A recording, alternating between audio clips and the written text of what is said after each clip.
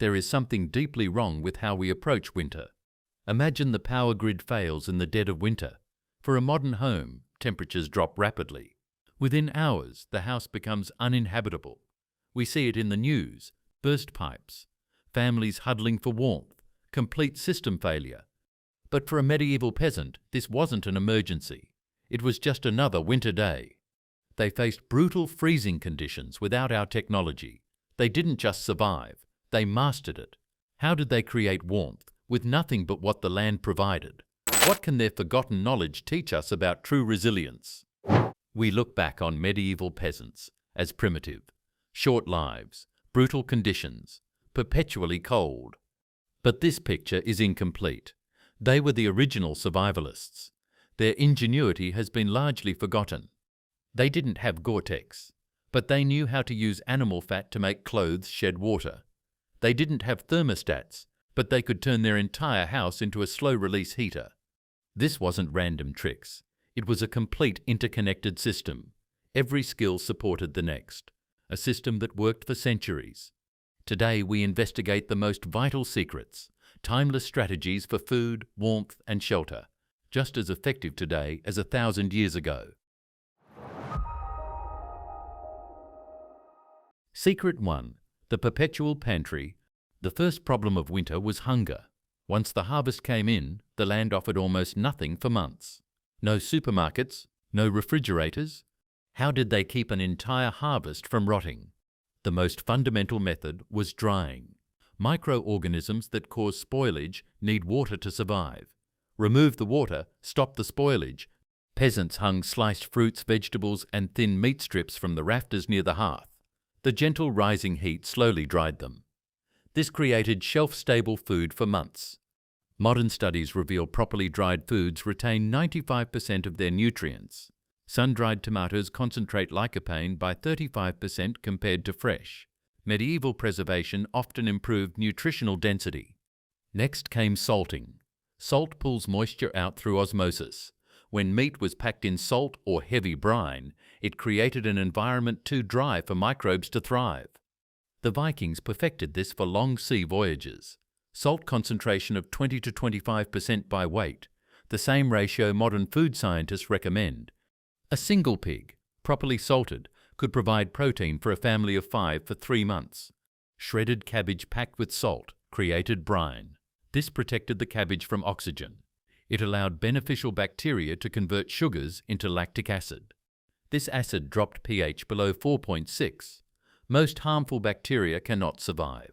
The result was sauerkraut, not just preserved, packed with probiotics vital for gut health. Korean kimchi uses the same principle. Clinical trials show it boosts immune function by 25% during winter months. For fresh food, the solution was the root cellar. By digging below the frost line, peasants created space that stayed consistently cool, 32 to 40 degrees Fahrenheit year-round. Potatoes, carrots, turnips and beets layered in sand remained fresh for 4 to 7 months. Sand prevented them from touching. One bad vegetable can spoil dozens through ethylene gas. Storage wasn't random. Peasants calculated. A family of 5 needed roughly 3,000 calories per day. For a 120-day winter, that's 360,000 calories minimum. They stored high-density foods first. Rendered fat at 9 calories per gram, nuts at 6 calories per gram, dried meats at 4 calories per gram. A pound of tallow provided 4,000 calories. A pound of dried apples? Only 1,200. They knew the math. Their lives depended on it. Cooked meats were packed into crocks. Thick melted animal fat was poured over the top.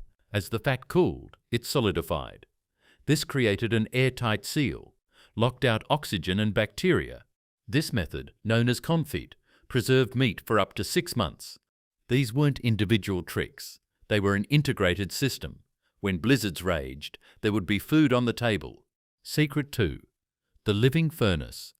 Once the larder was full, the next problem was cold. Peasant homes were not airtight. Firewood was precious. How did they survive nights that plunged far below freezing? An average adult produces approximately 100 watts of heat, roughly equal to a light bulb. Not much alone.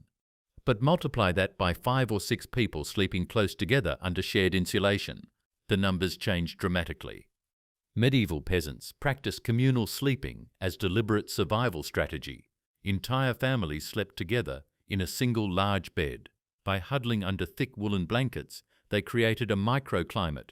A 2015 study by the University of Oulu in Finland tested this. 4 people sleeping together under wool blankets in a 40-degree room maintained 65 to 68 degrees, perfectly comfortable. An individual sleeper alone could only maintain 50 to 55 degrees. But the concept extended beyond humans. In many longhouses, the family lived under the same roof as livestock during winter. This was thermal engineering. A single cow produces 1,500 to 2,000 watts of heat, the equivalent of a space heater running continuously. Sheep produce about 150 watts each. These animals weren't in the living space. They were separated by a wooden partition, but the shared roof allowed warm air to circulate. Shared walls conducted heat directly. Studies of reconstructed longhouses show this arrangement raised interior temperatures by 10 to 15 degrees. The difference between freezing and sleeping comfortably. The choice between smelling like a barnyard or freezing to death was simple. Warmth was life. Medieval beds were raised platforms, often 2 to 3 feet high. This served 2 purposes. Cold air sinks, the coldest air pools at floor level. By sleeping elevated, they placed themselves above the coldest zone. The space beneath was filled with straw or dried grass. This created massive insulation between sleepers and frozen ground. The mattress itself was stuffed with straw. Straw's hollow stalks trap air. A 6-inch straw mattress provides R9 insulation, comparable to modern fiberglass batting. By combining body heat, animal heat, and natural insulation, they transformed simple beds into life-sustaining furnaces. If this practical knowledge is valuable to you, hit that like button. It helps this information reach others who need it. I'm grateful you're here learning with me. Secret 3. The portable radiator. The central hearth was the heart of the home. But open fires are incredibly inefficient. Studies show traditional hearths lose 80 to 90% of heat straight up through the roof. How did they make that heat last through long winter nights? They turned fire into a portable source of warmth using stone. Throughout the evening, peasants placed large dense stones directly into the embers. These weren't random rocks. Stone selection mattered. Soapstone has the highest heat capacity of any natural stone.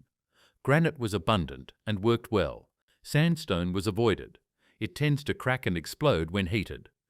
After 2 to 3 hours in glowing coals at 800 to 1000 degrees, these stones stored enormous thermal energy.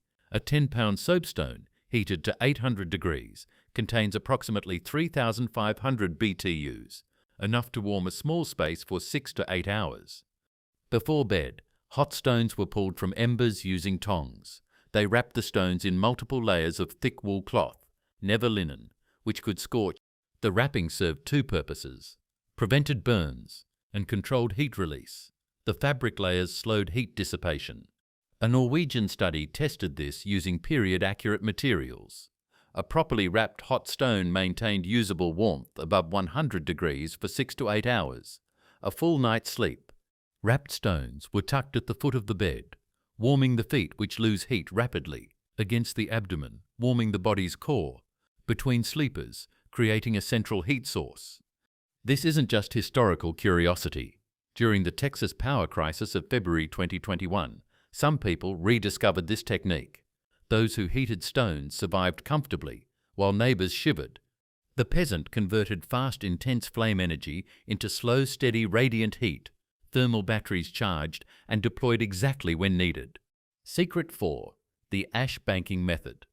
Starting a fire in medieval winter was hard work. Flint and steel in freezing temperatures, numb hands, damp tinder.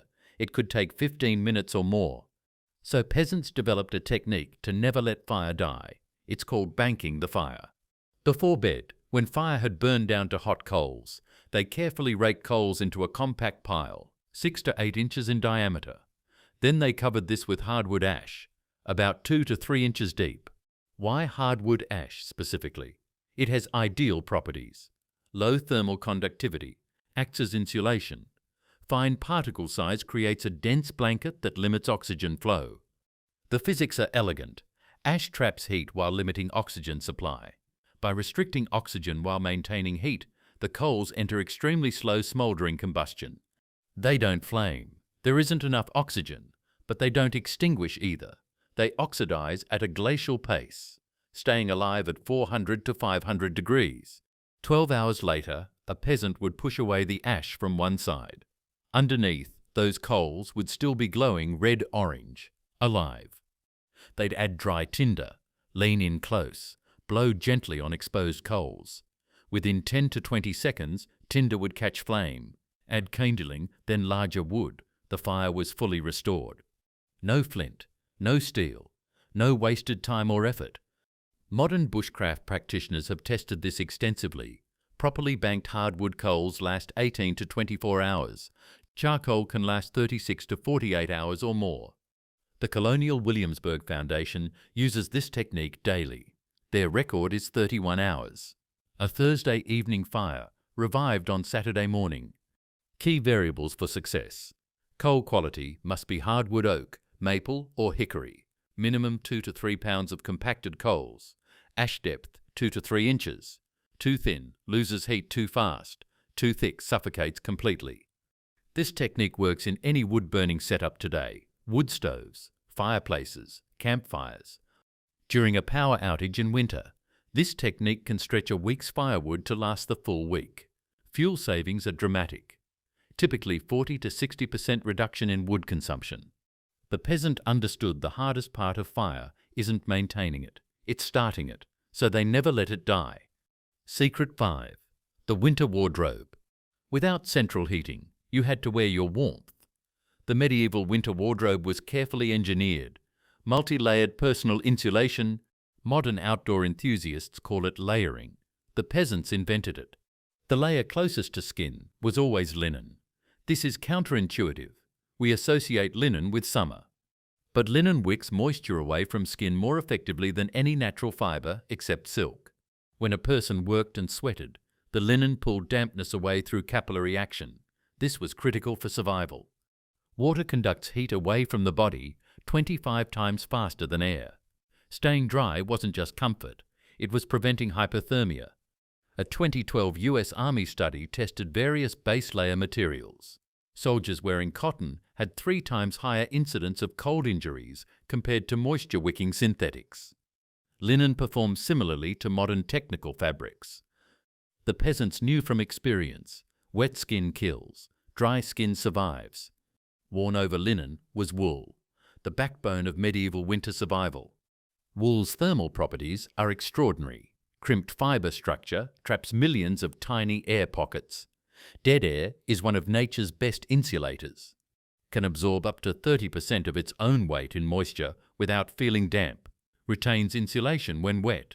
Unlike cotton or down, damp wool continues to provide warmth. They layered multiple thin woolen garments. This created air gaps between layers. Additional insulation zones. A typical winter outfit included woolen tunic, woolen over-tunic, woolen hose, and woolen hood. Each layer trapped its own air zone. The outermost layer was a heavy woolen cloak, made more water-resistant through fulling. The woven wool was pounded in water. This caused fibres to mat together more tightly, increased density, and reduced air gaps at the surface, made fabric more windproof and water-resistant. Some natural lanolin was deliberately left in the fibres. Lanolin is hydrophobic. It repels water. A well-made cloak with retained lanolin could shed light rain and snow for hours. The body's extremities lose heat disproportionately, hands, feet and head. Feet wore leather boots, waterproofed by rubbing with animal fat. Inside, thick woolen stockings. Some cultures used felt boot liners. Compressed wool providing R4 per inch. Hands wore woolen mittens, not gloves. Mittens are warmer because fingers share heat, often lined with rabbit fur. Head wore woolen hood or coif, sometimes fur-lined. The head can account for 7 to 10% of body heat loss. In 2018, the University of York conducted a test. They dressed volunteers in period-accurate medieval winter clothing, monitored core body temperature during exposure to -4 degrees Fahrenheit, while chopping wood for 4 hours. Results: core body temperature remained stable at 98.2 to 98.8 degrees. Fingers stayed above 60 degrees. Comfort rating 7 out of 10, comparable to modern cold weather gear. The system worked, not because it was primitive, because it was engineered through centuries of experience. Secret 6. The snow insulation barrier. Modern logic says keep snow away from your house. It's cold, it's wet, it's the enemy. Medieval peasants in the coldest regions saw snow differently. They saw insulation. In Scandinavia, Eastern Europe, the Alpine zones, and Russian steppes, peasants developed a practice that seems insane. They deliberately banked snow against their walls. 2 to 3 feet of compacted snow along the entire north wall, where the coldest winds came from. Snow is approximately 90 to 95% trapped air. Those air pockets give snow its insulating properties. Fresh powder snow has R1.0 per inch. Lightly compacted snow has R1.9 per inch. Hard-packed snow has R1.7 per inch. 2 feet of properly compacted snow provides R value of 18 to 21, comparable to modern fiberglass insulation. But there's an additional benefit. The snow created a dead air space between itself and the exterior wall. This added another R6 to R8, bringing total insulation to R24 to R29. Modern building codes in cold climates require R20 to R30 for walls. The peasants achieved modern standards using frozen water. They didn't just throw snow against the house. The method was refined. Done after first significant snowfall, lightly packed, just firm enough to hold shape. Overcompaction squeezes out air pockets. Focused on windward walls, built up to window sills, angled slightly away from wall to shed meltwater. In severe winters, they'd bank the entire perimeter. The dwelling became a semi-igloo. This isn't just history, it's emergency preparedness. During prolonged power outages in winter, this technique can be deployed on any house. Bank snow against north-facing walls. Pack around foundation. Leave doors and windows clear for safety. Combined with interior methods can reduce heating needs by 30 to 50%. A 2016 study by the Arctic University of Norway used thermal imaging. A replica 14th century dwelling without snowbanking lost heat at 3,200 BTU per hour in -10 degrees.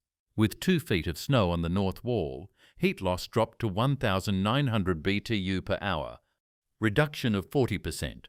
That translates directly to firewood savings. Burn 40% less wood for the same internal temperature. The peasants didn't fight snow. They recruited it in their battle against cold. Secret 7. The caloric loading strategy. Modern nutritionists tell us to limit fat intake, 20 to 30% of calories. Any more is dangerous. Medieval peasants would have died following that advice. In winter, their diet changed dramatically. Summer meals were 20 to 25% fat. Winter meals, 50% or more. This wasn't ignorance, it was metabolic engineering. The physics are simple. Fat provides 9 calories per gram. Protein and carbohydrates provide only 4. In a world where every calorie was precious, caloric density was survival. A single tablespoon of lard provided 115 calories, the equivalent of 2 large potatoes. When trying to hit 3,500 calories per day through hard labor in the cold, volume becomes limiting. You literally cannot eat enough vegetables to survive. But there's more. The process of metabolizing fat generates more internal heat than metabolizing carbohydrates. It's called the thermic effect of food. For the same calorie intake, a high-fat diet produces measurably more body heat. Modern research on brown adipose tissue confirms this. Humans can activate internal furnaces that burn fat specifically for heat production. A 2014 study in Cell Metabolism showed subjects consuming a high-fat diet for 6 weeks in cold conditions increased brown fat activity by 45%. Their resting metabolic rate increased by 12%. They burned more calories at rest, generated more heat passively. A typical winter day for a peasant. Lard fried bread for breakfast. Fatty pork and beans for midday. Barley porridge with butter for evening. Rendered animal fat was added to nearly everything. Total, roughly 3,000 calories, 50% from fat. The medieval peasant worked 8 to 12 hours of hard physical labour daily, walked 5 to 10 miles as part of normal activity, had no processed foods, trans fats or refined sugars, ate seasonally. They were in near constant caloric deficit with extremely high activity levels. Skeletal analysis shows lean muscle mass with low body fat percentages. So was a 50% fat diet healthy for them? Absolutely. Optimal, even. Would it be healthy for a modern sedentary office worker? No. Context is everything. Today, outdoor workers, Arctic researchers and winter athletes rediscover this principle. And Arctic expeditions use 40 to 50% fat diets during field operations. Winter lumberjacks historically consumed 6,000 to 8,000 calories per day, 40 to 45% fat. When it's negative 20 degrees and you're burning massive calories, fat isn't just food, it's fuel for your internal furnace. The lesson isn't eat like a peasant. The lesson is match your fuel to your activity and environment. Secret 8. The art of tallow. In the peasant's world, every part of a slaughtered animal was used. One of the most versatile resources was animal fat, tallow from cows and sheep, lard from pigs. This was an all-in-one survival tool. The process began with rendering, slowly heating raw fat to melt it. This was done in a large iron pot over low heat. Temperature control was critical. Too hot and the fat would scorch. Rendered properly at 180 to 220 degrees, the result was pure shelf-stable fat that could last months. Tallow was the primary fuel for candles. A tallow candle burns at approximately 13 lumens, about 1/6 the light of a modern 60-watt bulb, but in total darkness, even dim light was precious. The downside: tallow candles smoked and smelled like burning meat, but they burned for 4 to 6 hours per ounce. Rubbed into leather boots, tallow created a hydrophobic barrier. The long-chain fatty acids penetrate the leather's structure and block water. This needed reapplication every few weeks, but the alternative was soaked leather, wet feet, frostbite, amputation or death. The same treatment was applied to wool cloaks, leather gloves, rope and tool handles. Rendered fat was cooking fat with a high smoke point, 420 degrees for beef tallow. This meant it could be used for frying without breaking down. The fat itself was food. Bread was fried in lard, oats cooked in tallow, root vegetables roasted in fat drippings. Rendered fat was used as skincare. Peasants rubbed it on hands and faces to create protective barrier against windburn and frostbite. Tallow is primarily composed of palmitic acid, stearic acid and oleic acid. These fatty acids are structurally similar to human sebum. When applied topically, they form a biomimetic barrier. A 2017 dermatology study found tallow-based ointments reduced moisture loss by 35% in cold, dry conditions. When mixed with lye leached from wood ash, a chemical reaction called saponification occurs. Fat plus lye equals soap plus glycerin. Medieval soap was harsh, high pH, strong smell, but effective at removing dirt and grease. Today, you likely won't render your own tallow, but the principles remain. Lanolin cream is available at any pharmacy. Waterproof skin just as effectively. Coconut oil provides similar properties. Beeswax works for waterproofing leather and fabric. The lesson isn't use tallow. The lesson is understand the properties of fats. Water repelling, heat retaining, calorie dense, multipurpose. One substance solving 7 different survival problems. That's elegant system design. Secret 9. The grease layer. Medieval peasants rarely bathed in winter. To our modern sensibility, this sounds disgusting. But look at it through the lens of survival physics. A different picture emerges. When you wash skin with soap, you strip away natural oils, specifically sebum, a waxy substance produced by sebaceous glands. This oily layer serves multiple functions: hydrophobic barrier that repels water, antimicrobial properties, thermoregulatory function, reducing evaporative heat loss, protective film against environmental irritants. In summer, when it's hot and you're sweating heavily, frequent washing makes sense, but in winter, washing frequently strips away your primary skin defense. Peasants who worked with sheep discovered this instinctively. Lanolin in sheep's wool transferred to their hands and face, They noticed these areas didn't chap or frostburn as readily. Lanolin is chemically similar to human sebum. When applied to skin, it reinforces the existing lipid barrier. Some peasants deliberately rubbed lanolin or rendered fat into exposed skin before outdoor work. This created an enhanced waterproof, windproof barrier. Water on skin conducts heat away from the body approximately 25 times faster than air. Even minor wetness dramatically increases heat loss. The greasy layer prevented moisture from reaching skin surface. A 2009 US Army study compared heat loss rates. Clean skin versus skin treated with lanolin-based barrier cream in cold, humid conditions. Clean skin had heat flux of 110 watts per square meter. Treated skin had 78 watts per square meter. Reduction of 29%. That 29% difference sustained over hours or days could mean the difference between maintaining core temperature and sliding into hypothermia. This doesn't mean peasants never bathe. The practice was seasonal. Summer, bathing 1 to 2 times per month, sometimes weekly during harvest. Winter, bathing reduced to once every 4 to 8 weeks, or not at all for the poorest. This wasn't laziness, it was risk management. Bathing in winter meant heating large amounts of water, stripping naked in a cold room, getting wet all over, removing protective skin oils. The risk-benefit calculation made winter bathing impractical for survival. Today, we're not suggesting you stop bathing, but the principle remains valid. Before winter outdoor work, outdoor professionals apply lanolin cream to hands and face, petroleum jelly to exposed skin, barrier cream specifically designed for cold weather work.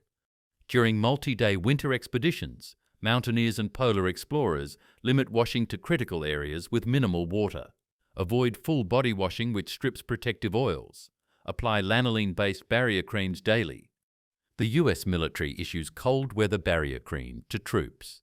The active ingredient? Lanolin. They weren't dirty, they were engineered for survival. The grease layer wasn't filth, it was armor. They are a testament to deep understanding of physics, biology, materials science, and system design. They teach us true preparedness isn't about fancy gear or newest technology. It's about knowledge and skills that work when systems fail. In our world, where the systems we depend on are increasingly fragile, the Peasant Survival Manual offers something invaluable, a blueprint for self-reliance. Proof that you don't need high technology to create a warm, comfortable, secure home. What you do need is understanding of natural materials and willingness to work with nature, not against it. Do we continue to rely exclusively on fragile, energy-intensive systems that collapse when power goes out? Or do we relearn resilient design principles proven to work for centuries? The medieval peasant wasn't smarter than us, but in many ways they were wiser. They understood survival wasn't about dominance over nature through technology. It was about integration, using observation, experience, and accumulated knowledge to create systems that were resilient, adaptable, and regenerative. If this knowledge is valuable to you, make sure you're subscribed. We're uncovering more forgotten systems that could change how you think about survival and self-reliance. Which of these ancient skills do you think is most vital for us to relearn today? Let me know in the comments below. The peasants' winter was long and hard, but they survived it generation after generation, using nothing but ingenuity, observation, and the resources the land provided. We can too.